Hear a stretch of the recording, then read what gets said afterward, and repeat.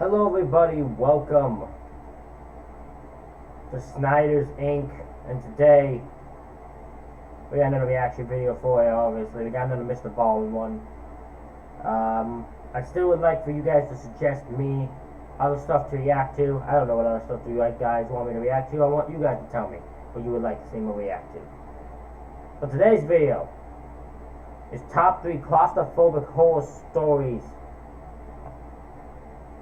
part 2. I think we need to get right into this. Are you guys ready? Of course you're ready.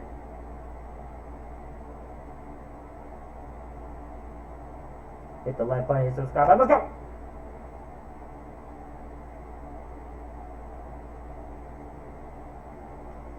Today, we're going to find out if you're claustrophobic. But before we get into today's stories, if you're a fan of the strange, dark, and mysterious delivered in story format, then you've come to the right channel because that's all we do, and we upload 3, 4, even 5 times every week. So if that's of interest to you, please ask the like button to deepen the defensive trench around OP Rock, and tell them in exchange they can take home any of the artifacts they pull out of the ground.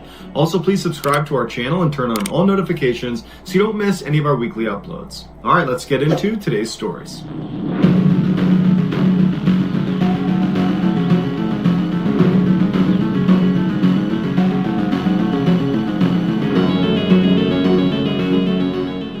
33-year-old Nicola Raybon was a nurse who also studied criminology in college. In January of 2012, she was thrilled to move into a new house in Lancashire with her partner John and her 2 kids. And then later that month, she and her family flew out to the Caribbean island of Antigua to attend her father's second marriage. And while she was excited for her father, she was mostly just excited about the pampering she was going to get from the 5-star hotel she was staying in. On the first night they arrived, Nicola went down to the bar to have a couple drinks with her friends. Now, Nicola was not known for being a big drinker or partier. In fact, she was more well known for her work with different charities and for being a really dedicated mother. In fact, one time, after her children were named mascots for a local soccer team, Nicola apparently lost sleep. She was so excited for them. After Nicola had a few...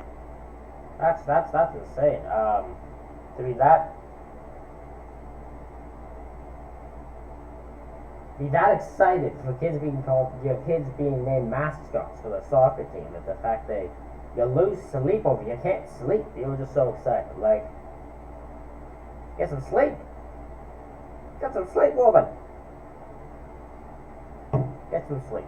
I only know a thing. I barely sleep during the week. Last sleeping schedule was on and off the freaking rails into the shit. So everybody get sleep. Make sure you get sleep. Few drinks, her friends said they were going to leave and go to a restaurant to grab some dinner, and they asked her if she wanted to come. And Nicola declined, and she said, you know what, I'd rather just go watch the sunset up on the beach. You guys have a good time. After her friends left, Nicola walked up the steps onto the beach. She took her sandals off and took her phone out of her pocket, and she put them on a chair, and she walked off. Later that night, Nicola's father was supposed to meet up with his daughter, but when he went to their meeting spot, she didn't show up. And so he walked around the hotel asking different guests if they had seen her, and no one seemed to know where she was, but that group of friends that had sat with her at the bar, he found them, and they said, oh yeah, she went on the beach to watch the sunset. And so Nicola's father actually smiled to himself because he thought, great, I can go on the beach, find my daughter, and finally have a chance to have, a one-on-one conversation with her, because ever since I got to Antigua, I've been surrounded by guests and I barely had a chance to talk to her. And so Nicola's father walks up to the beach and he looks around and he doesn't see his daughter, and it's starting to get dark, so he figures, you know what, I'll give her a call. And so he calls his daughter and she doesn't pick up. And he thinks, okay, she probably just isn't looking at her phone. After that, he called Nicola's partner, John, and he picked up and he said, no, I haven't seen her. The last I heard, I thought she was going to the beach. That's what her friend said.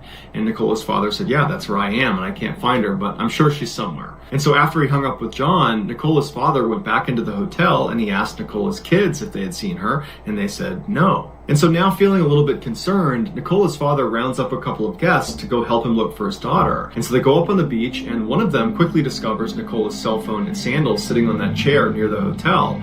And so right away, it just seems like this is a big red flag. She's out on the beach. We don't know where she is. She doesn't have her phone. And so now Nicola's father is really worried, and he calls the police. Then at some point, as the search party moved farther and farther down the beach, they heard the sound of someone screaming in the distance. And it sounded like a woman, and Nicola's father said it sounded like his daughter. daughter. And so they all start running in the direction of the screaming, but it's so far away and it's so dark that they can't make out who it is or even where they are. And after they ran down the beach a ways, the screaming just stopped. And so they really couldn't figure out who it was. And so everyone's just stumped and overwhelmed by the situation. And for the rest of the night, they just continued to look around the beach, and they never found the screaming woman, and they never found Nicola. The next morning, when the police were still on the beach looking for Nicola and now looking in the hotel as well, the tide went out, and that's when they discovered Nicola. After she left the bar, Nicola did go up onto the beach to watch the sunset, and she did it by going down to the water and just walking along the water's edge. And so as she walked away from the resort, watching this beautiful sunset, she walked deeper and deeper into the water until she was almost waist deep. And at some point, she hit a patch of quicksand and sunk into it. And so she began screaming and yelling for help, but no one could hear her because she was so far away from the resort. And so for hours, she sat there as the tide slowly came in, and she was just pinned, waiting to drown. And then finally, when people realized she was missing and that search party was within earshot of her, it was too late. The water levels were already at her neck, and by the time they actually got up pretty close to her, the water had gone over her head and she drowned. It turned out the search party was basically right next to her. By the time they got there, she was already underwater, so they couldn't see her.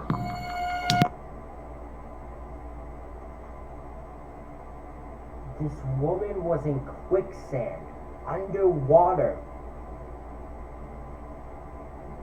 Pretty much had to sit there and watch as the tide of water came closer and closer to her, pretty much sending her up to drown.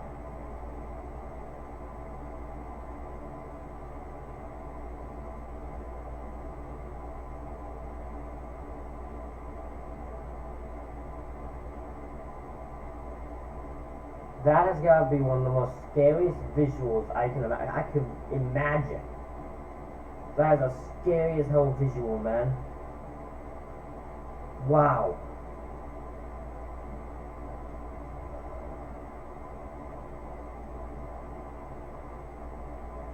That poor woman, that poor kids having to go without a mother because of a situation like that. That sucks, man.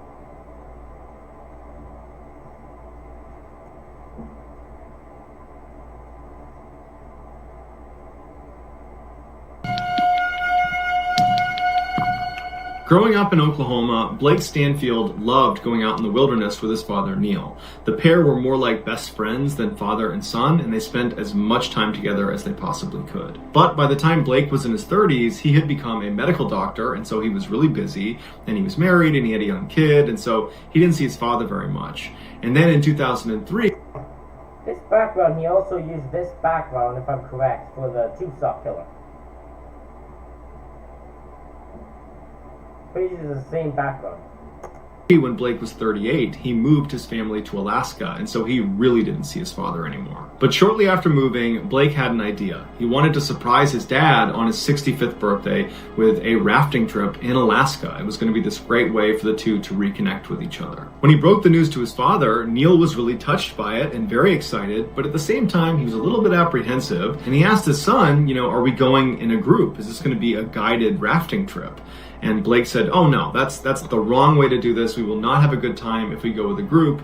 We're doing this alone. And so Neil said, well, isn't that a little bit risky, just the two of us out in the middle of Alaska? And Blake said, don't worry, I've picked a river that by Alaskan standards is considered leisurely, so we'll be just fine. Neil was still hesitant about it, but the two of them were very competent outdoorsmen, and so ultimately he just went along with it. So later that year, in early July, Blake and Neil took a float plane out to the gates of the Arctic National Park in Alaska. This park is totally beautiful, but it's also very dangerous because it's full of grizzly bears and wolves, and it's also very remote. There's no people anywhere near this park. It's basically untouched wilderness. Adding to the isolation and danger, Blake and Neil did not have their cell phones or a radio. It was Blake's idea. He said it would be a good idea for us to just totally disconnect and just spend quality time together. And then also Blake had chosen a starting point on this river that was situated basically right in the middle of the park, which meant it was 60 miles away from the nearest human settlement. So after they got dropped off by this float plane, and then the captain of that plane took off again, Blake and Neil loaded their stuff into their raft, and then they hopped in, and they started cruising down this river. At first, their trip was awesome. The weather was perfect, the landscape was beautiful, the water was totally calm, and Neil, he might have had reservations about the safety of this trip, but quickly he was overcome with just how peaceful it was, and how wonderful it was to be with just his son out on the open water. And in fact, Blake had intentionally booked this trip 2 weeks before the start of the official rafting season in Alaska, which meant really there was nobody else in the water. It was just those two. And they thought, wow, what luck. Except it turns out there's a very specific reason why the rafting season starts when it does in Alaska, because that's the earliest the ice melts in the river and it becomes safe to travel on. After 2 hours of peace and tranquility out on this river, Blake and Neil started to notice these large ice chunks in the water ahead of them, and they were easy enough to get around, but as they kept moving, the current was picking up and these ice chunks got bigger and bigger until they started being these huge sheets all across the edges of the river where there was only a narrow strip of water they could travel through. And at some point, Neil asked Blake if it would be a good idea to just pull the raft over to the side of the river and get out and reassess the situation and see if we've reached an anomaly in the river where just this section is frozen, or if this is going to continue for a lot farther, and if so, we need to make alternative plans here. But Blake was not having it. He was stubborn, he wanted to keep going, and he was convinced he could maneuver the boat around the ice. And he said, let's just keep going. This kid's too stubborn. Listen, the father knows. The father is a father, especially in this situation, knows what's the best choice. You listen to him. You invite him on this trip. Listen to him in this situation. Don't be that stubborn person. You're going to be that stubborn person. And since I know what happens in these stories, it's going to cost you in the end. You're going to end up failing because of it. You should have just listened to your goddamn father. A little bit farther.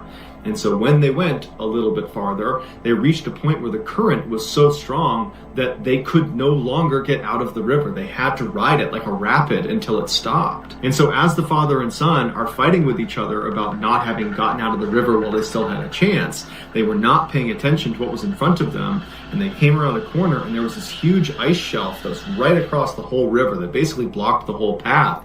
And they turned at the last second. They couldn't do anything either way, but the nose of the raft went directly under the ice shelf, and it flipped the raft onto its side, dumping Neil and Blake into frigid Alaskan waters underneath the ice shelf. And Blake would later say that he really believed that this was it. He didn't know how far this ice shelf was going to go on for, and so he assumed, I'm about to drown.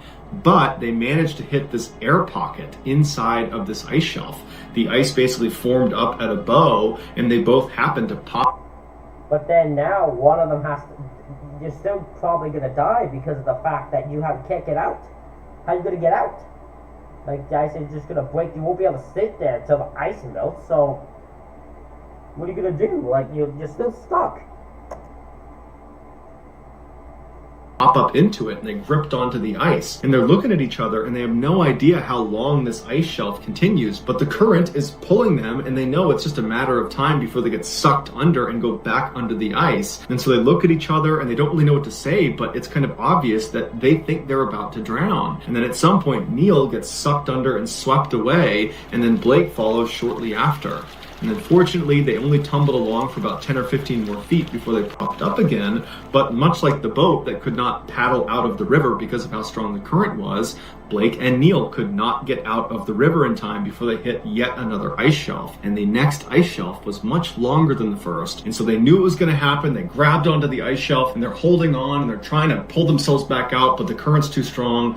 And at some point, they each had to take a big breath and then let go and got pulled directly under the ice. And so the whole time they're pressing their face up against the underside of this ice in hopes they find an air pocket, but they don't. And so the whole time they're just desperately looking for air and they're bumping into the underside of the ice. They have no idea how long it's going to go on for. And so after what felt like an eternity, Blake finally gets shot out the backside of this huge ice shelf. And he's still in the river, but there's no more ice shelves in front of him, and the current had slowed down a little bit, so he was able to make his way to the edge and get out of the water. And he turned to face the water, and his dad was nowhere to be found. And so Blake turns, and he doesn't see his father coming out of the ice. He doesn't know if he's still under, if he came out again. And so he turns and runs downstream in hopes that he might have come out already. And sure enough, he found his dad clutching a rock in the middle of this river farther up. His head was badly bleeding, but he was alive. And so Blake grabbed a stick and was able to bring his father back into shore. Even though they had survived being pulled under the ice, they now had no equipment, no gear, no food, no water, no anything, because it was pulled under the water, and they were soaking wet and becoming hypothermic, and they're in the middle of nowhere with no one nearby to help them, and no one's expecting them for a week, and no planes are going to be in the area for 2 weeks. Fortunately, Blake had a lighter in his pocket that worked, and so they were able to start a fire and stay warm, and they were able to scare away grizzly bears and wolves. Blake finally walked away from their campsite, which was up on a mountain, and he went down to this river where he was able to flag down a float plane that was not even scheduled to be in the area. It was just totally random, and they saw Blake, they came back, they picked him up, and both men were just fine. They did say that even though the trip was a complete disaster and nearly killed both of them, it did reconnect them in a way that few things could, and their relationship is good as ever. But they both say they will never go rafting again. Yeah, good choice. And in fact, you guys don't know what the heck you're doing when you're doing it. You guys have lost the goddamn plot there, so you guys don't know what you're doing. Oh man, you are lucky, you son. Let me tell you something. As weird as it sounds, you are lucky you found your father. You are, because if you are not, I'm telling you now,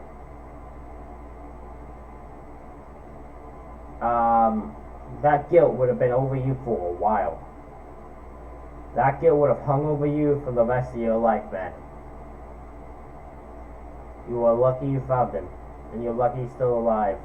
The fact that your relationship's strong and ever is insane, because I felt like it would have been strained by this, but I guess I don't know much, so there you go. And I'm just saying my opinion.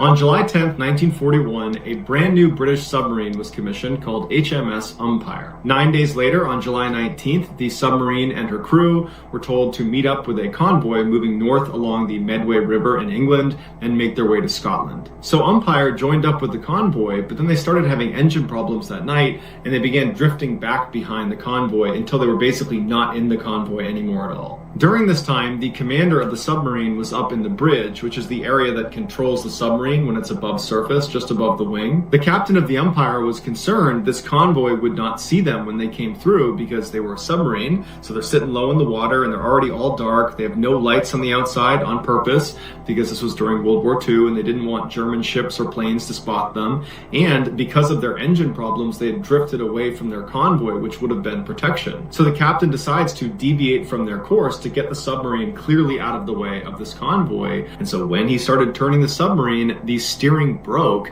leaving the submarine now turned so its entire side is now facing this convoy, and they were still drifting directly towards this convoy. And so sure enough, before the captain could do anything, one of the larger ships struck the side of the submarine, immediately flooding their forward torpedo room, and for a brief second the submarine and the ship were kind of mangled together, and then it slipped off the ship and it sunk all the way to the bottom, 18 meters down. The captain, along with the other 3 men that were up on the bridge with him when they were struck, they managed to leap out at the last second and were treading water when this all happened. As for the other 34 crew members, they were stuck inside when it sunk. A number of the crew had been sleeping at the time of the crash, and so all they felt was this crash, the power goes out, they leap out of their beds, and they're landing in waist-deep water, and they're running out into the halls, kind of fumbling around because they can't see anything, and all they can hear is the sound of water pouring inside of their submarine. And so these sailors had gone through all sorts of drills to prepare for this type of scenario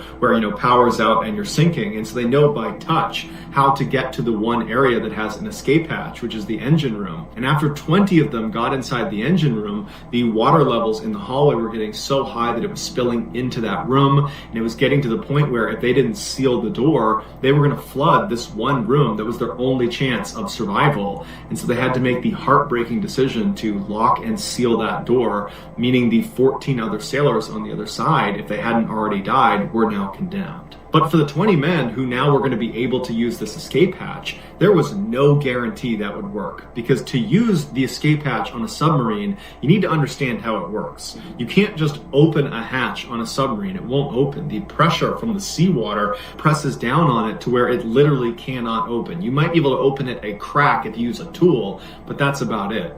In order to open the escape hatch, you need to use something called a lockout chamber. And so a lockout chamber is like this really tight claustrophobia-inducing thing that looks an awful lot like a gas chamber, where you step through one hatch and you shut it and you seal it so it's watertight, and then above you is your escape hatch. But you can't open it until the pressure inside of the chamber has been equalized. And the way they do that is they flood the inside of the chamber the escapee is in. And so you're standing inside of this tight space, totally sealed in, and there's a control panel inside the chamber itself and also inside the sub, if you're lucky enough to have someone do that for you. You turn on the chamber, at which point water is dumped inside of this tight space you're in until it's completely full and you're holding your breath, at which point you've now equalized. The pressure inside the chamber is equal to that outside, and you can actually open the hatch. So the person inside on a breath hold undoes the hatch, opens it up, and then hopefully your swim isn't too far because you're already on a breath hold, and you swim to the surface. And during World War II, submariners were outfitted with a special piece of equipment if they ever needed to leave via the escape hatch, and this is going to go backfiring wrong. This is going to go bad because there's no way 20 people will be able to do this without dying. There's no way. If this thing goes wrong, if that door does not open, if that door is kept shut, if anything happens to this door, they're screwed. And this is insanity. Oh God, how is this going to go wrong? It was their Davis escape gear, which is basically this life jacket that's uninflated, and when you manually activate it, it suddenly inflates, and so when you go through that hatch, you would activate it, and it would assist you to get to the surface. And so after those 20 sailors had decided to seal off the engine room, they immediately shifted focus and began getting guys into the escape hatch, and one of their most junior sailors, a guy by the name of Killian, said he would stay inside the room and operate the control panel so everybody else had the best chance of getting out of the escape hatch. And so sure enough, he put all 19 into the hatch and he got them out of the submarine, and then he, on his own, had to get in the hatch, seal it himself, and control the panel in total darkness, flood the space, open it up, and shoot to the surface. He would live, and he would be awarded the British Empire Medal for bravery. One junior officer named Edward Jones was one of the 14 men that did not get to the engine room before they sealed it off. And when he got there and realized the situation, he turned around and looked down the hall, and there were only 3 other men that were standing there, and he didn't know how many had made it in the engine room. He figured this was the only 4 that had not made the cut. But in fact, there was actually 10 other people that were just stuck in various places inside of the submarine. But Jones decided he only had these guys in front of him, and so he said, "Hey, come with me, I have an idea." As Jones led them down this hallway, the water levels had risen up to their necks, and all these circuits on the walls were starting to spark all around them. And so Jones led them to the middle of the submarine, and then he turned and went up into the control room, and then from the control room he went even farther up into what's called the conning tower. The conning tower is a submarine's main attack center. It's where you have those periscopes they look around in, and it also has the firing buttons for their torpedoes. It is not designed to be an escape hatch, because once you flood the conning tower, there's no control panel like there is on an escape hatch to drain the water that was used to equalize in order to open the hatch. So once the water's in, it's either you get to the surface or you drown. Also, in order to exit out of the conning tower, you need to go through this very narrow tube that goes straight up, and it's got a ladder through it that can barely fit one person climbing up, meaning the people at the bottom of the ladder will have to hold their breath a lot longer than the people at the top. So Jones and the other 3 sailors, they get to the conning tower and they seal the hatch at their feet, so blocking the hallway flood from coming into where they are. And they realize that even though they have to do this, there are no other alternatives here,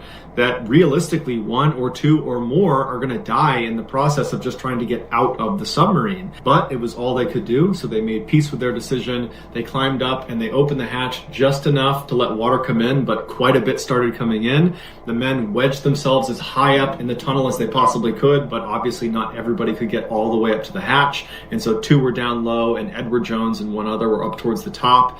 And Jones would say that at first they were talking and praying, and then when they started feeling the water get closer and closer to their heads, they went silent. And then Jones remembers keeping his hand on the 1 man that was below him, and when his hand was wet, he knew the 2 men below him were completely submerged. And then the water came up to his face, covered his head, and at that point he opened it up and they swam out. Of the 4 men in the conning tower, only Edward Jones and the other guy who was high up in the tunnel with him made it to the surface. All told, only 14 of the 38 total crew survived the accident. So that's going to do it, guys. If you found the secret... Wow, what a insane ending there. 20 people got out of the escape hatch.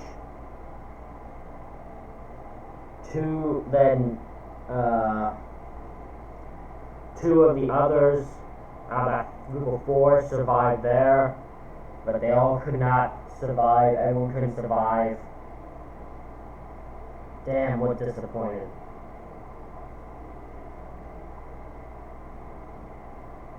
Wow. Anyway, guys, thank you all for watching this. Hope you all enjoyed the reaction video. Hit the like button, hit the subscribe button. Comment what you think down below. Comment suggestions for reaction videos you have below. Thank you all for watching, and I will see you all for the next one.